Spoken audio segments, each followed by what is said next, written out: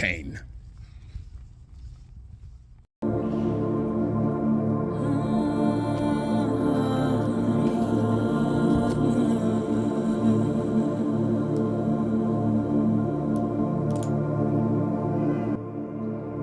Adisa's first encounter, the confused scapegoat. Setting the scene. Adisa has followed the faint, distorted echoes of the ancient wrong to a secluded, windswept promontory on the Greek coast. Nestled amongst ancient, gnarled olive trees and crumbling stone walls stands a once grand, now decaying villa. It's not a place of power, but of faded memories, perhaps where Jason, stripped of his glory and haunted by whispers, has sought refuge from a world that simultaneously lionized and condemned him. The air here feels heavy with unaddressed sorrow and lingering bitterness, but curiously, no malevolent energy that Adisa would associate with a Gorgon's severed head. Adisa's approach. Adisa moves with a determined stride, his mind focused on the mission given by the outer gods. He carries the weight of a cosmic mandate, convinced he is about to confront a hero-turned-thief, a betrayer of sacred natural order. His posture is firm, prepared, not aggressive, but alert. He moves like someone expecting danger, watching for the presence of Medusa's power or signs of Jason's supposed deception. In his hand, he holds a symbol of judgment, not a weapon meant to harm, but a reminder of the task given to him. This isn't a mission of destruction, it's a mission of retrieval. The first words. The overgrown courtyard rustles softly, olive branches creaking in the sea breeze. Jason stands at the edge of it all, facing the vast Aegean, where memory and myth blur into one endless horizon. His back is slightly hunched, but his presence still carries the quiet weight of someone who once defied the gods themselves. Simple robes. Sandaled feet sunk into cracked stone. Hands weathered by time, not war. Then comes the voice, sharp as a drawn blade. Jason, son of Essen. 1. Jason turns, slowly. The cosmic balance calls for reckoning. The head of Medusa, taken in defiance of sacred order, must be returned. Adisa steps forward, unwavering. I am Adisa, chosen to set this injustice right. Surrender the relic and face what judgment awaits. Jason's reaction, confusion and denial. Jason turns slowly, his eyes, though clouded by age, still hold a flicker of the sharp intellect and weary resilience of the Argonaut captain. But there is no fear, no guilt, but only profound, almost heartbreaking confusion. Medusa's head. Jason's voice is raspy, unused to such direct confrontation after so long. He squints at Adisa, genuinely bewildered. Young man, you speak of a phantom, a whisper in the wind. My quests, my battles, they were many, but never did they touch the Gorgon. The Golden Fleece, yes. The Symplegades, the Harpies, the Colchian king, but Medusa? I know not of what you speak. Jason offers a slight, bitter laugh. My name has been dragged through the mud for perceived slights, betrayals, and even the fate of a foolish king. But this accusation is new, and utterly without merit. I hold no such relic.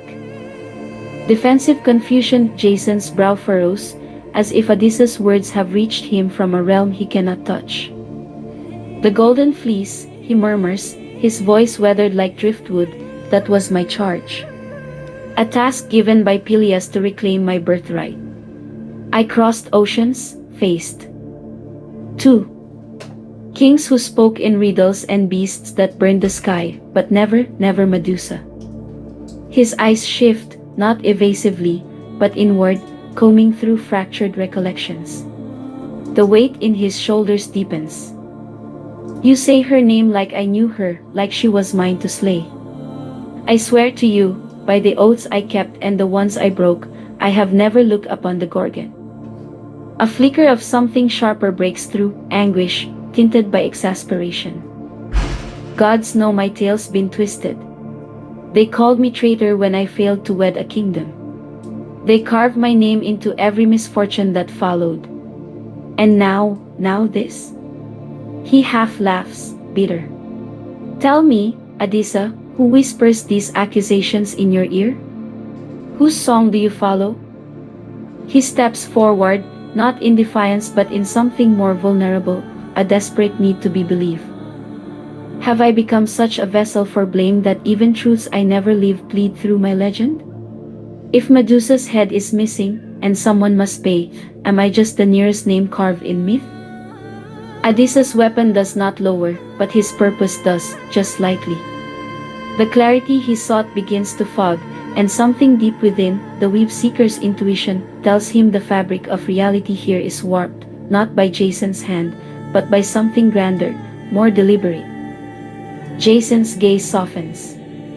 You came here seeking justice. That much I honor. But you must decide whether it's truth you serve or the story you were given. A hint of his burden, he might lament, my name has been cursed and whispered for deeds I barely understand. Is this another such phantom accusation?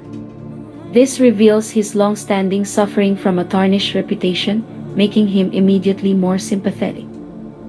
Denial and defiance, but not guilt he wouldn't confess, because he truly didn't do it.